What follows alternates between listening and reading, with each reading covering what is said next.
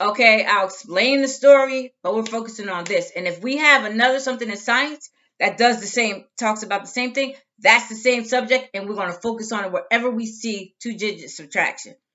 And then, because I want the students to learn, I'm focusing on their learning and the subject matter.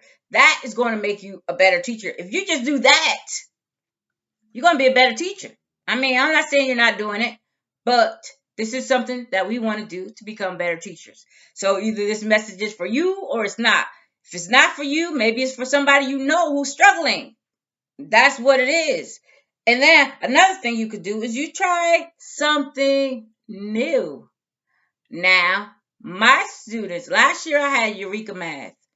We got it because they took us step by step to get to doing two-digit, well, we borrowing and borrowing and the vertical way, right? But they took us there. They started with the tens and the ones, and they moved us to regrouping with the tens and the ones, and then they showed us how to do it with the vertical. So it took. Then we used the number line backwards. We did a lot of things. So my students started with the number line and with the hundreds chart. So we got it, we didn't get it. Some got it, some didn't get it, but I wanted them to get it faster.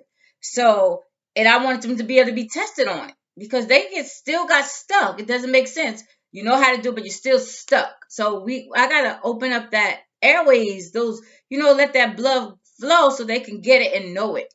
And so I decided to try something new, which is something new for them, but it's something old that I did.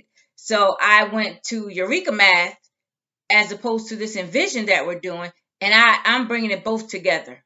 I'm bringing the manipulatives from both sections, and we're bringing it together, and we're going to see this is something new for them. And then you know how to know if what you're doing is new, if it's working. So you try to stick with it, stick with it for a week, see if it's clicking somewhere. So then you look at the students' reaction, see how many students are getting it.